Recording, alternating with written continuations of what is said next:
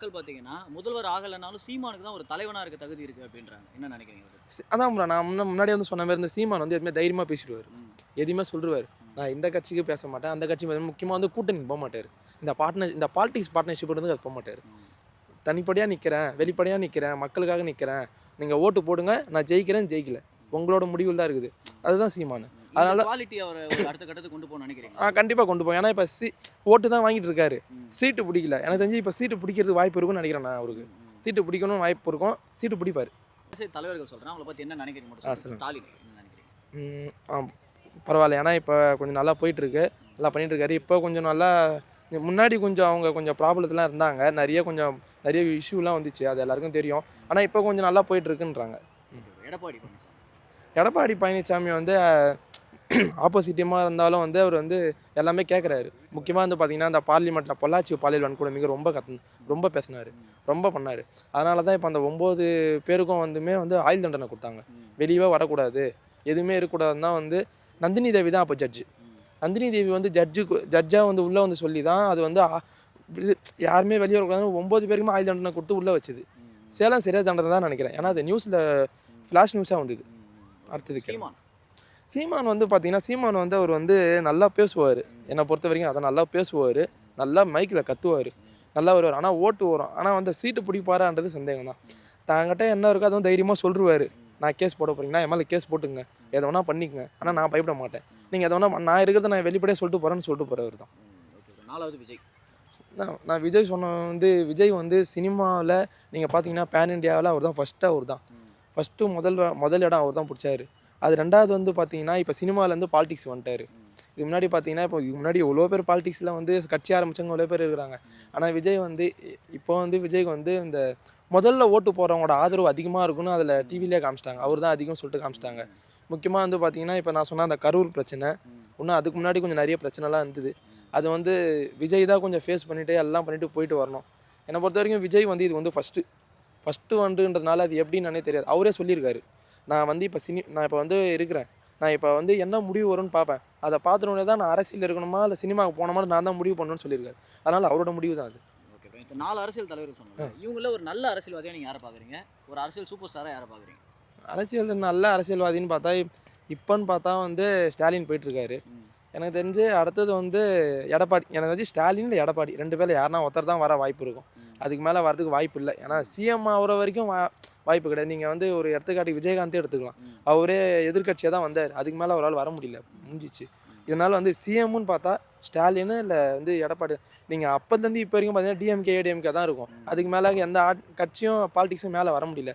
என்ன பொறுத்தவரைக்கும் 2 பேருமே ஓகே தான். இதுல 2 பேர் யார் வராங்களோ அதுதான். அதுக்கு மேல எதுவும் பண்ண சொல்ல முடியாது. பெரும்பாலான 2026ல தமிழ்நாட்டோட முதல்வரா யார் வரணும்? இல்ல இப்போ பார்த்தீங்கன்னா, இப்ப முதலமைச்சர் ஸ்டாலின் அவரே வந்து நல்லா பண்ணிட்டு தான் இருக்காரு. போயிட்டு தான் இருக்காரு. ம். ஆனா இப்போ வந்து விஜய் வந்திருக்காரு. ம். விஜயும் வந்து இப்போ வந்து மக்கள் மேல ஒரு நம்பிக்கை வச்சு தான் அவரும் வந்திருக்காரு.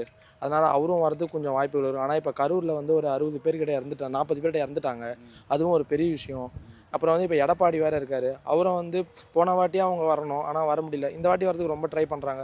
2026 என்ன பொறுத்தவரைக்கும் தமிழ்நாடு ஒரு ட்விஸ்டானது தான் ப்ரோ. ஏன்னா ரொம்ப இன்ட்ரெஸ்டிங்கான ஒரு எலெக்ஷன் இது. இது யார் வருவாங்கன்னே சொல்ல முடியாது. ஏன்னா சீட்ஸுகளும் உடையும்.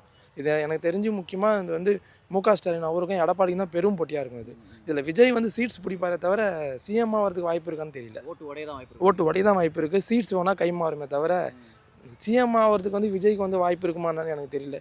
என்ன பொறுத்தவரைக்கும் இவங்க 2 பேருக்கும் தான் காம்படிஷன் பார்த்தா ஸ்டாலினுக்கும் எடப்பாடி இவங்க 2 பேருக்கு தான் பெரும் போட்டியா இருக்கும். ஆனா எடப்பாடி வந்து பாஜக கூட கூட்டணினால தமிழ்நாட்டு மக்களுக்கு ஒரு நம்பிக்கை எல்லாம் போயிடுச்சுன்றாங்க. ஆ. அது பத்தி என்ன நினைக்கிறீங்க? இல்ல அததான் சொல்றேன். ஏன்னா வந்து அந்த பக்கமும் ஒரு பக்கம் இருக்கு. நீங்க மோடி பார்த்தீங்கன்னா, மோடி வந்து பிரைம் மினிஸ்டரா இப்ப இருக்காரு. அப்புறமா இப்ப அவரு என்ன சொல்றாருன்னா, நான் பிரைம் மினிஸ்டரா தான் அவருங்காரு. நான் எங்க சிஎம் தான் ஆக போறேன்றாரு.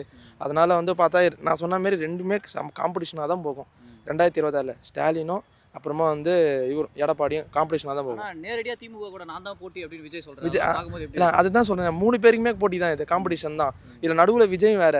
நான் நேரடியா அவரு வந்து ஆப்போசிட்டா சொல்லாம நேரடியாவே சொல்லிட்டாரு. டிஎம்கே தான் பகைக்கிறேன்னு. அதனால வந்து இது 3 பேருக்குமே காம்படிஷன் தான். இப்ப நீங்க பீகார் பார்த்திருப்பீங்க. பீகார் வந்து யாருமே நினைச்சு பார்த்துக்க முடியாது. மோடி தான் அதிகமா சீட்ஸ் பிடிச்சிருக்காரு. முக்கியமா பார்த்தா காங்கிரஸ் வந்து ராகுல் காந்தி வந்து வெறும் 3 சீட் தான் பிடிச்சாரு. ரொம்ப கம்மி தான். ரொம்ப கம்மியா பிடிச்சாரு. அதுல வந்து பார்த்தீங்கன்னா, இவங்க வந்து அது எதிர்க்கட்சி வந்து இன்னும் 14 சீட்டு பிடிச்சாங்க. அதுக்கு முன்னாடி இருக்க சீட் வந்து 25 சீட் பிடிச்சாங்க. இதில் வந்து இப்போ ராகுல் காந்தி ஒன்றுமே இல்லாமல் போயிட்டார் பீகாரில். ரொம்ப அதுக்கு இன்னொருத்தர் கீழே இருக்கார், அவர் ஒரு சீட்டுமே இல்லாமல் போயிட்டார்.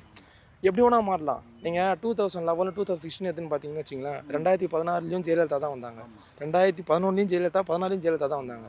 அன்றைக்கி டிஎம்கே எதுவுமே இல்லாமல் போயிடுச்சு. 2006லையும் ஆப்போசிட் டீமாக டிஎம்கே வர முடியல. ஏன்னா இந்த வாட்டி ஒரு காம்படிஷன் தான், ரொம்ப காம்படிஷனாக போகும். நீங்கள் பெருசாக காம்படிஷன் அதனால வந்துட்டாங்க. ஆமாம், ஏன்னா 2021 வந்து பார்த்தீங்கன்னா ஜெயலலிதா அவங்களும் கிடையாது, பெருசாக எந்த போட்டியும் கிடையாது. முக்கியமாக பார்த்தீங்கன்னா ஸ்டாலின் தான் வந்து ரொம்ப இதுவே எனக்கு தெரிஞ்சு. நான் இப்போ இருக்கிற அந்த சர்வே படி பார்த்தீங்கன்னா எனக்கு தெரிஞ்சு ஸ்டாலினுக்கும் எடப்பாடிக்கும் தான் பெரும் போட்டியாக அவங்க தான். ஏன்னா எனக்கு தெரிஞ்சு ஒரு 90 சீட்டு வேணால் எடப்பாடி வருவார். எனக்கு தெரிஞ்சு ஸ்டாலின் வேணால் முன்னாடி வரதுக்கு வாய்ப்பு இருக்குது. யார் இவர் தானே உதயநிதி ஸ்டாலின், அவர் தானே டிஎப்டி சிஎம் அவர் தமிழ்நாடு. ஏன்னா அவரும் அடுத்த வாட்டியே சிஎம்மாக வரதுக்கும் வாய்ப்பு இருக்கும், எப்படின்னு சொல்ல முடியாது. 2026 போக போக தான் தெரியும். ஏன்னா இப்போ அவர் வேறு மோடி வேறு சொல்லியிருக்காரு, இதுமாரி வந்து நாங்கள் தமிழ்நாட்டிலே நாங்கள் நிறைய சீட்டை பிடிப்போம், ஜெயிச்சிருவோம்னு சொல்லியிருக்காரு. அண்ணாமலையும் ஒரு பக்கம். இவங்க வந்து பாலிடிக்ஸ்னு ஒரு பக்கம் பார்த்தீங்கன்னா எப்பயுமே எதுவுமே வச்சு சொல்ல முடியாது ப்ரோ. ஒரு பாலிடிக்ஸும் ஒருத்தவங்க ஒரு பாலிடிக்ஸாக வச்சுருக்காங்க. நீங்கள் இப்போ சிஎம்னு பார்த்தீங்கன்னா இப்போ கரண்டி சிஎம் வந்து ஸ்டாலின் அவர் தான் இருக்கார். அடுத்தது நம்ம எப்படின்னு சொல்ல முடியாது, எப்படி வேணாலும் அது மாறலாம். நான் சொன்னால் அந்த 2011 16 தான் எப்படி வேணால் மாறும். அந்த சீட் எப்படி போகுது எப்படி வருதுன்ற பேர் தான். 2016 வந்து டிஎம்கே தான் வரும்னு பார்த்தாங்க. ஒரு மதியம் ஒரு 2 மணிக்கு மேலே ஆச்சுன்னா அது அப்படியே மாறிடுச்சு, ஏடிஎம்கே பக்கம் போயிடுச்சு.